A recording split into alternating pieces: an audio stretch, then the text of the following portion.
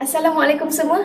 Kita bertemu lagi di Ada Apa Dengan Kualiti, episod yang kedua. Seperti dalam rancangan episod yang pertama yang lalu, kami telah merungkaikan 3 persoalan yang menarik daripada warga UiTM. Dan pada hari ini, penolong Naib Chancellor Inka Prof. Roziah Muhammad Jano sudi meluangkan masa secara live di YouTube sekali lagi dan beliau bakal menjawab 4 soalan yang dipilih dari tabung soalan.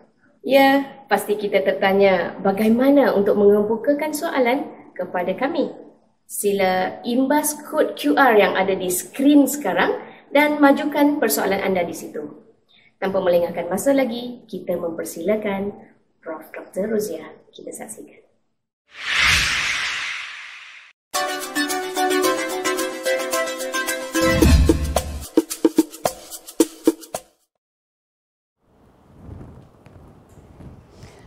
Bismillahirrahmanirrahim. Assalamualaikum warahmatullahi wabarakatuh dan salam sejahtera kepada semua pendengar apa dengan kualiti. Ini episod kita yang kedua. Saya Profesor Roziah Jano daripada Inka UiTM. Seperti mana kata Dr. Hayati tadi, kita telah memilih 4 soalan daripada bank soalan. So hari ini saya akan cuba menjawab. Soalan pertama yang dinyatakan, bagaimana hendak mengukur tempoh masa sesuatu penghasilan produk dalam konteks kualiti? Adakah pantas itu berkualiti atau bagaimana? Okay, saya baca Seperti contoh katanya di sini penghasilan produksi, filem, video, buku dan sebagainya. Isunya adalah dalam produksi untuk menghasilkan yang memerlukan masa, kata tukang tanya ni So terima kasih Nur Widya, alumni tak tahu universiti mana, saya tak jangkalah mana-mana universiti Saya puan kecil ni Nur Widya, saya akan cuba jawab. Okey, jom kita kupas soalan ini Nur Widya dan para pendengar. Kalau kita lihat kepada soalan Nur Widya ni, kosakata utamanya ialah pertama ukuran masa ukuran tempoh masa. Keduanya proses penghasilan produk. Dan ketiga kualiti. So dalam konteks ini saya sebut kualiti ni kepuasan pihak berkepentingan lah. Okey. Jadi itu susun atur apa yang Nur Widya tanyakan. Jadi saya yang nak menjawab ni saya susun semula Saya susun semula kosakata ni kepada produk kualiti. Tak kira lah produk tu hari ni dia sebut produksi filem produk kualiti, tempoh proses penghasilan. Dan saya perlu letak satu konteks utama kualiti, iaitu kehendak.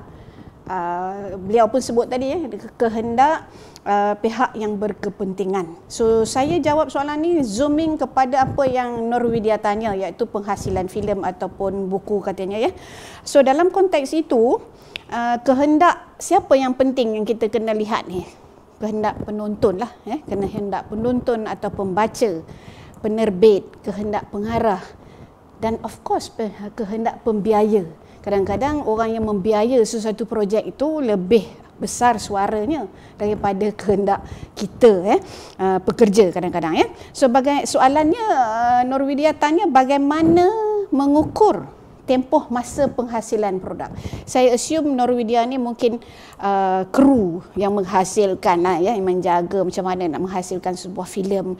Mungkin dia tertekan takutnya Nur Widya sebab mungkin bos nak cepat benda-benda ni So dalam konteks kualiti, apakah masa itu pantas itu? Dia kata adakah pantas itu maksudnya kualiti?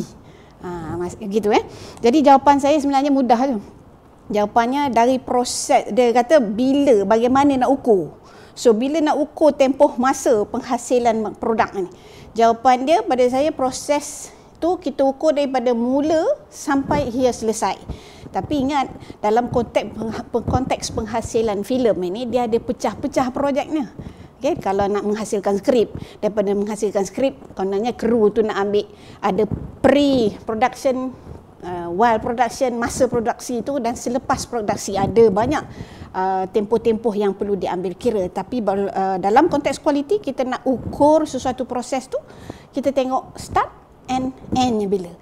Jadi bila kita cantumkan semua-semua tu, bolehlah kita ukur keseluruhannya. So boleh ukur dalam tempoh bilangan hari atau jumlah jam.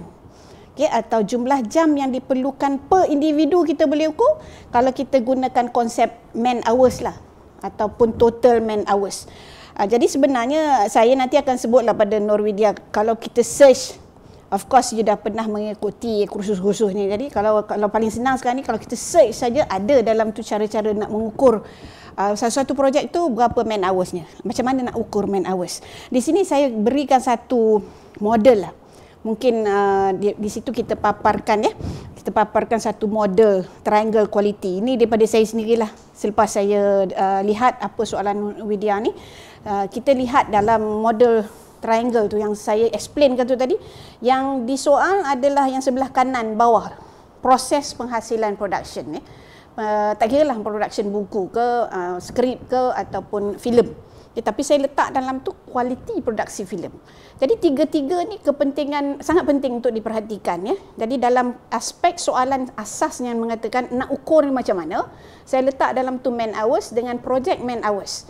Tapi detail perinciannya hari ini saya harap Norwedia boleh search lah macam mana nak ukur. Dia ada detail calculation Cuma yang penting kita letak kat situ tempoh dari segi prosesnya, proses penghasilan production ni, tempoh mesti pantas lah. Kalau boleh pantas, tapi kalau pantas tak elok tak betul juga. Cost mesti minimum. Kalau cost ni bukanlah kata murah minimum tu maksudnya berpada lah dengan kepantasan kita menghasilkan suatu benda tu. Dan ada dua di bawah tu konsep cekap dan berkesan, itu memang konsep kualiti. In English kita kata efficient and effective. Jadi kita boleh perincikan lagi lah. Kalau kita ada kelapangan masa, di lain masa saya boleh jelaskan lagi apa yang dimaksudkan dengan cekap dan berkesan dalam konteks produksi filem ni. Kalau kita tengok pula dekat hujung belah kiri gitu, belah kiri kita ada ciri-ciri produk. So ciri-ciri produk ni mestilah yang menepati dalam konteks cita rasa. Saya tak sebut siapa cita rasa, kehendak, dan paling penting sekali dalam kualiti ni fungsi lah. Fungsian ni. Sesuatu benda ni mesti menepati fungsi. Kalau fungsinya tu untuk kita makan pakai sudu. So fungsi. Okay? Dan seterusnya kesilapan mestilah sifar. Itu dalam ciri-ciri produk lah. Dan akhirnya saya nak sebutkan tentang kepuasan hati pelanggan. Di atas tu Norwedia kalau apa pun kita buat mesti pantas. Prosesnya kita ukur man hour-nya dalam konteks kepuasan hati penonton, pembiaya, penerbit, pengarah, pelakon, kru dan penulis skrip. Itu jawapan saya untuk soalan pertama.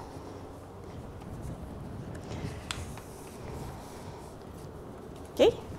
Untuk soalan kedua, saya baca di sini soalan kedua ni daripada siapa ni? Daripada pensyarah kot. Daripada pelajar Daripada pelajar yang bertanyakan tentang soalan dia bukan kata vague tapi sangat generik lah. Jangan ada siapa-siapa yang terasa lah kat sini tapi saya adil kepada Muhammad Afifi ni sebab Muhammad Afifi pengirim soalan Saya bacakan, pensyarah yang berkualiti tinggi adalah pensyarah yang dapat menghasilkan pelajar yang cemerlang. Ini thesis statement Afifi. Tetapi ada juga pensyarah yang tidak berkualiti, kata dia. Apa pendapat Profesor? Pendapat saya. Okey. Kalau saya nak mengulas kat sinilah soalan ini berkisar kepada kualiti individu. Dan kita take note lah, individu ni macam-macam orang dalam dunia ni. So kalau kita tengok keywordnya di sini, kualiti pensyarah. Pada masa yang sama, pelajar cemerlang. Ada dua keyword yang kita lihat. Kualiti pensyarah dan juga pelajar cemerlang. Saya mudahkan dengan menjadikannya kualiti pensyarah. Ini soalan tadilah, thesis statement daripada Afifi ni. Sebenarnya kualiti pensyarah menyebabkan ataupun menghasilkan kualiti pelajar. Itu yang dia sebut. Saya tak sebut graduan, saya kata kualiti pelajar. Saya ambil soalan exactly apa yang Muhammad Afifi tulis. Okay? Sebab kita kat sini kita membincangkan perkara ini untuk mudah kita zahirkan berkaitan dan hubungannya. Itu sebab saya letakkan balik dalam konteks kualiti pensyarah menghasilkan kualiti pelajar. Okay? Bear in mind, kualiti pelajar ni maksudnya dia belum habis lagi, belum bergraduan Jadi dengan itu sudah tentu di sebaliknya juga betul. Jika pensyarah tak berkualiti, maka kualiti pelajar juga akan terjejas. Mungkin dalam konteks saya sebagai individu, saya pun pensyarah juga, saya kata ada benar dan ada tidak benar. Ya. Maksudnya di sini, kita sepatutnya dua-dua fungsi ini pelajar dan pensyarah memainkan peranan yang sama berat. Okay? Walau bagaimanapun dalam kita menuntut ilmu itu, mestilah dari guru yang guru di sini pensyarah itulah dari guru yang satu tahu. Kalau guru tu sendiri tak tahu apa yang nak diajar, better not lah. Ya, guru yang tahu, benar dan mampu memberi tunjuk ajar. Jadi kalau tiga-tiga ciri ni ada, insya-Allah dia boleh mengajar lah. Dia boleh jadi pensyarah. Okay? Belum tentu lagi berkualiti ya. Tapi kualiti pensyarah itu sebenarnya perlu dipupuk. Kita kena lihat dalam konteks individu daripada mula pensyarah dia jadi pensyarah masa dia muda. Kalau dah tua, dah senior, nanti jadi senior macam saya dah 30 tahun mengajar ya. So kualiti pensyarah itu perlu dipupuk dari mula mereka hanya mahu mendalami ilmu yang ada pada mereka. Kalau fizik lah, matematik lah ya. Kemudian mereka mesti mendalami cara menyampaikan ilmu yang berguna kepada anak didiknya sehinggalah mereka faham. Saya kalau tulis perkataan faham ni dalam capital letter, F-A-H-A-M. Nak mengajar mesti sampai faham. Okay, bukan mengajar seronok-seronok capai objektif. Sekarang ni UiTM dan semua universiti satu Malaysia ni menggunakan outcome based. So akhirnya mesti pelajar tu faham. Dia mesti boleh staff ni ataupun pensyarah kita mesti boleh menggambarkan dan memberikan motivasi kepada pelajarnya untuk menzahirkan kefahaman dengan mengolah ilmu itu menjadi satu keberhasilan outcome yang boleh diukur. Maknanya pelajar ni menunjukkan outcome ni mesti orang lain boleh nampak yang faham dia tu dalam bentuk dia menghasilkan sesuatu benda. Kalau dia jadi masuk program menghasilkan filem, dia boleh menghasilkan skrip contohnya, dan menghasilkan filem dan sebagainya. Itu menunjukkan dia faham apa yang pensyarah dah ajar. Pensyarah yang tak berkualiti pula adalah pensyarah yang tidak tahu. Tak tahu tentang ilmu dia. Tak tahu dan tak mahu ambil tahu. Ini bahaya. Tak mahu ambil tahu dan tak peka kepada terhadap apa yang berlaku di sekeliling mereka. Maknanya dia saja yang benar lah. Okay, mereka harus disedarkan. Kalau ada berlaku perkara ini, mereka harus disedarkan. Siapa punya tanggungjawab nak disedarkan ni? Ketua jabatan lah. So dalam konteks kita yang di sini, dekan perlu pantau dan nasihatkan. Okay, bagi peluang pensyarah-pensyarah yang kononnya tak faham ni dan tak tahu ni, perlu beri mereka peluang menjalani latihan, mempertingkatkan kompetensi masing-masing. So dalam konteks itu saya nak ambil peluang lah sebenarnya pensyarah yang berkualiti ni sebenarnya sebelum saya pergi ke UiTM ni, pensyarah yang berkualiti juga sebenarnya meningkatkan keupayaan masing-masing sama ada melalui latihan ataupun pengalaman. Macam pensyarah di universiti kebanyakannya dulu tak pergi latihan ni. Cuma di UiTM kita memang bernasib baiklah pada saya. Saya bukan mengata UiTM ni yang terbagus, tapi sebab saya dah kerja kat sini 30 tahun, so UiTM ni menyediakan latihan untuk pensyarah-pensyarah baru. Kita wajib mengikuti kursus asas pengajaran. Jadi kalau Afifi kata pensyarah, katalah kalau yang dia ni daripada UiTM, pensyarah UiTM ni insya-Allah okey mengajar, sebab semua pensyarah UiTM wajib mengikuti kursus asas pengajaran ya sebelum 3 tahun. Pertama itulah okey. Namun demikian pelajar juga berperanan dalam mengembangi perkaitan kualiti pensyarah dan kualiti pelajar ni. Pelajar berkualiti pula adalah pelajar yang tahu, benar dan peka akan tanggungjawab mereka. Di UiTM juga semasa pelajar baru mendaftar atau pelajar diploma ya, melalui kursus interim, kita ada sediakan kursus teknik belajar, pengurusan masa, kursus pemikiran dan sebagainya. Jadi kita juga menyediakan khidmat sokongan untuk membantu pelajar-pelajar meningkatkan kompetensi sebagai pelajar cemerlang. Jadi pada masa yang sama, sistem academic advisor kita dan juga career counselling juga kita adakan untuk dimanfaatkan oleh pelajar. Saya jangka semua universiti di Malaysia ni ada menyediakan perkhidmatan ini.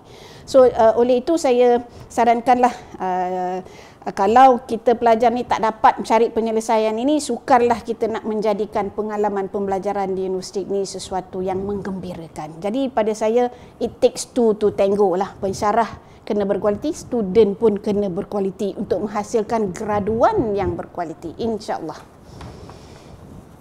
Itu soalan kedua. Soalan ketiga. Tadi kena laju saya bekerja ni sebab masa tersingkat begitu ya. So soalan ketiga, ni soalan ketiga ni saya baca, saya gelak sebenarnya sebab dia ada cerita durian. Kualiti ini kata Nur Hidayah Hashim. Okay, staff daripada staff ya. Kualiti itu selalu dilihat sebagai kos RM yang tinggi. Sesuatu barang itu selalunya mahal kerana kualitinya, kata dia. Contoh seperti durian Musang King. Ianya mahal kerana grade kualiti buahnya. Walhal durian kampung atau grade lain pun kualitinya juga kualiti juga, tetapi murah, kata dia. Saya rasa kualiti itu mahal dan dimanipulasi oleh stakeholder pembekal durian. Jadi ini menyebabkan beban kepada orang lain, kata Nur Hidayah ni. So apa pendapat Prof pada saya lah? Okey. Tu saya kata tadi, saya gelak juga sebab saya memang minat durian ni lah. Memang betul durian Musang King ni sedap. Soalan ini kita lihat kualiti dalam bentuk harga ya. Saya ulah jugalah maksud soalan ni.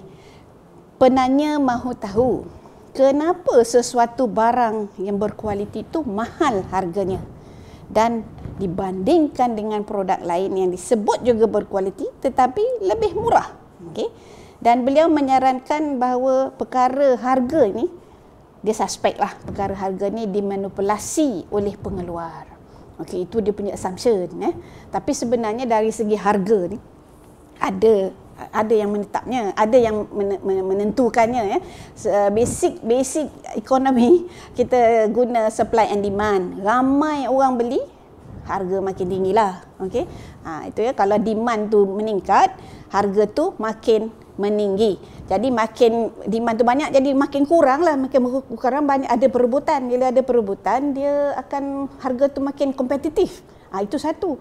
Pada masa yang sama, saya kata, adakah pengeluar berhak untuk menaikkan harga? Sebenarnya, dan kalau dia nak naikkan harga ni sampai mana? Tapi kita duduk di negara maju macam Malaysia ni lah. Kita ada kementerian yang mengawal harga barang ni ya. Jadi kita sebagai rakyat pun perlu menjalankan tanggungjawab lah. Kalau harga tu melambung tak tentu pasal, kita ada ruang untuk memberi maklum balas. Bukan mengadu. Buat aduan ni okeylah, kualiti memang ada aduan, tapi kita boleh menyalurkan maklum balas kepada pihak-pihak yang bersesuaian ya, KPD, NKK contohnya ya. Pada samping itu saya nak sebut jugalah sebagai contoh lah, macam mana kata barang mahal tu dipilih, ataupun nak pilih barang mahal ke nak pilih barang tak mahal. Sebenarnya bergantung kepada fungsi sesuatu benda tu. Okey, sebagai contoh kereta. Jika kita diberi pilihan, kita nak pilih Mercedes ke ataupun kita nak pilih kereta Aris ke, kereta Myvi ke, bukan saya merendahkan Perodua, tidak. Tapi kita ada pilihan. Ya, kemudian sebenarnya kalau kos itu bukan isu, contohnya kita ni banyak duit, mana satu yang kita akan pilih?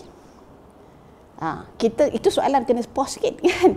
Itu maknanya kita ada pilihan sebagai pengguna. Kita boleh berbijak, pengguna bijak yang berkualiti ni, kita berperanan untuk memikir dan juga perlu membuat keputusan yang baik berdasarkan fakta dan ilmu. Jadi kalau kita rasa kita nak menjurus kepada aspek fungsi, maka membeli Aris mungkin pilihan terbaik. Kan kalau nak pergilah fungsi kereta ni, nak move from point A kepada point B, dia boleh bergerak juga. Kalau kita naik basikal pun contohnya, kalau kita nak beli Mercedes ke nak beli basikal, beli basikal sama juga, kita boleh sampai daripada A ke B. Itu fungsi. Tapi kalau kita menjurus kepada aspek estetik and value for money, contohnya kita ni sebenarnya ada lebih ke duit, ada orang kaya quote unquote, mungkin kita akan pilih Mercedes sebab dalam long run dia lebih walaupun mahal, tapi orang kata alah membeli ya, tapi menang memakai. Gitulah konsep kualiti. So jadi bagi durian tadi tu, ia berbaliklah kepada fungsi dan kemampuan. Kalau Nur Hidayah rasa nak makan yang sedap, boleh simpan sikit, allocate sikit duit tu untuk beli musangking dan rasa seronok makan tu. Kualiti contohnya ya. Itu jawapan saya lah, insya-Allah, soalan ketiga ya.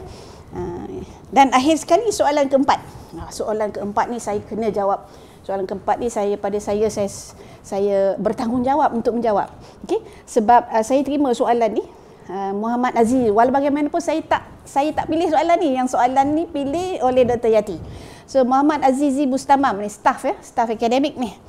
Dia punya soalan, apa pendapat Prof mengenai masa kualiti bersama keluarga?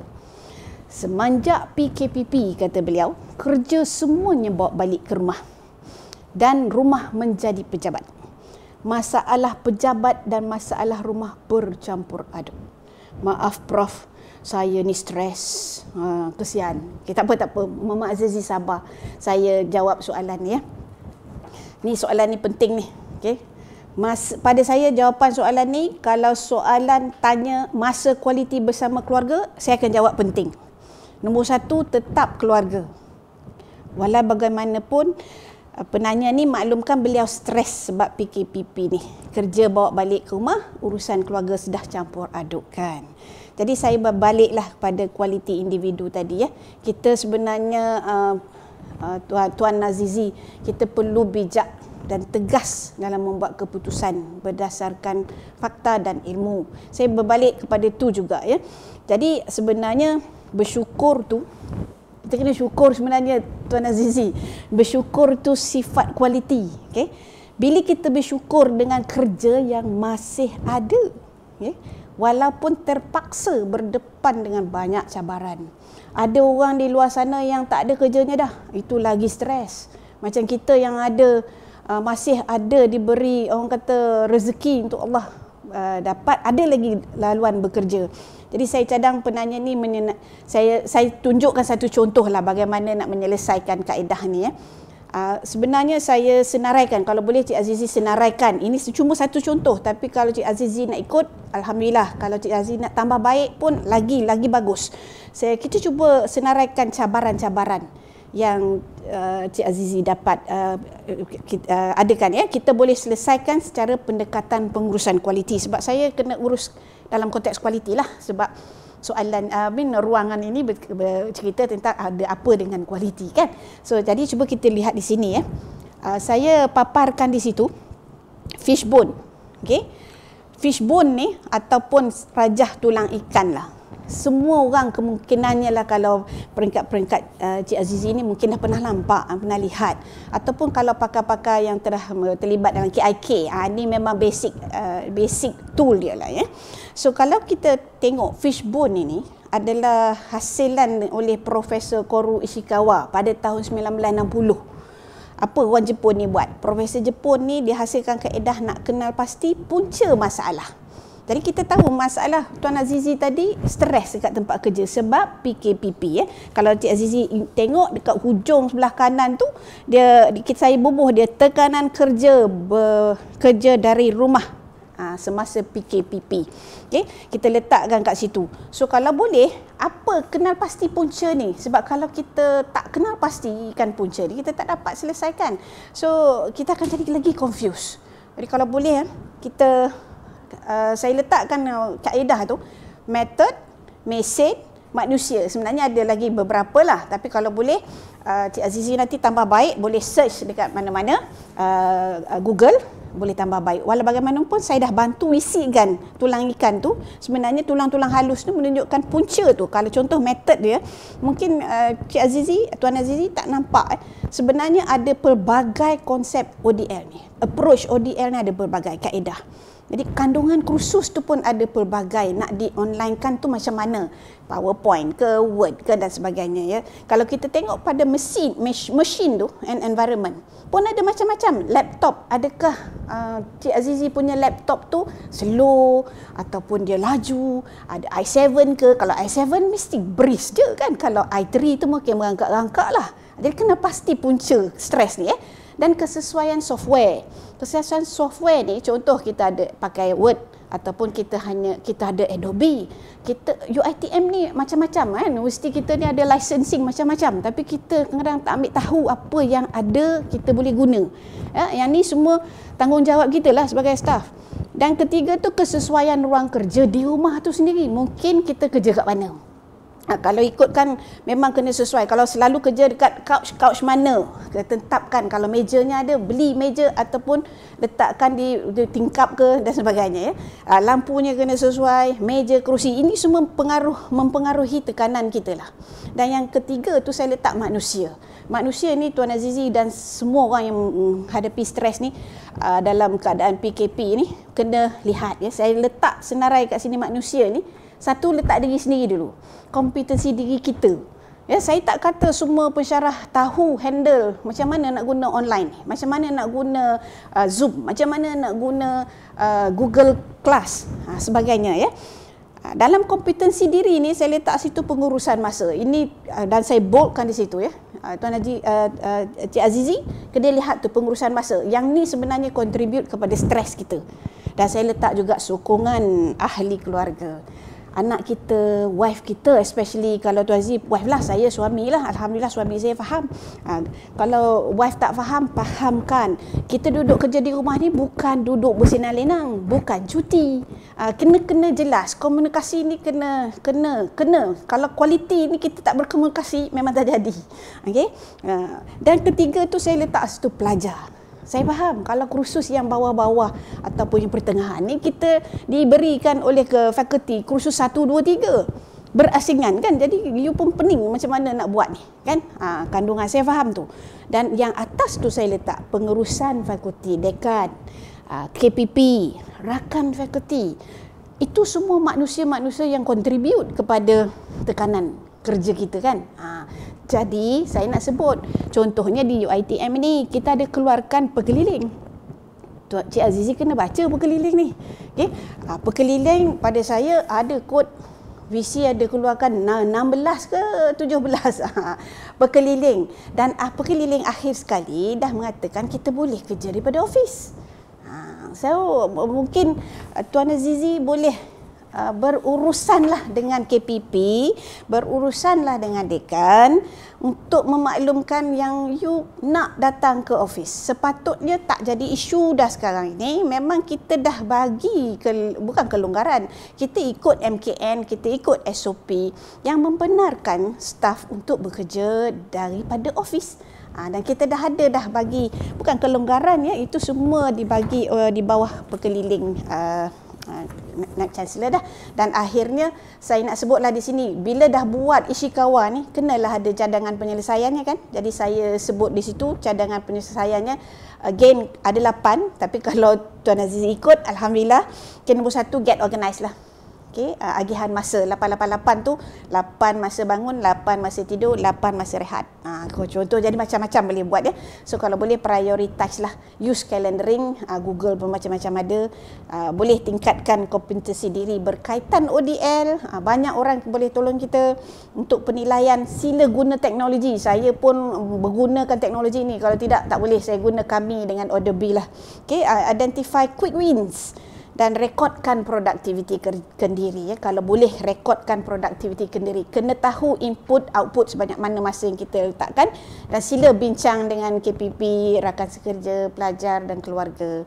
Dan akhir sekali saya kena sebut juga yang ni. Nombor 8 pencadangan penyelesaiannya ialah sila mohonlah setiap hari bersyukur kepada Allah sebab kita masih ada orang kata rezeki bekerja, dan jangan lupa berusaha. Sekian dulu daripada saya menjawab 4 soalan ini. Mungkin di lain masa saya akan jawab lagi. Sekian, terima kasih. Assalamualaikum warahmatullahi wabarakatuh.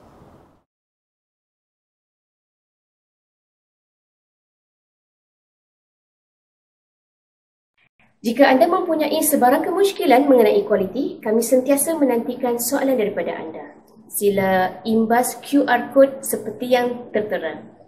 Terima kasih Prof. Rozi kerana sudi meluangkan masa.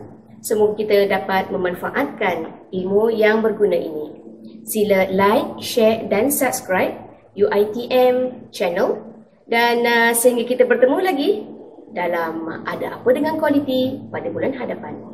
Assalamualaikum.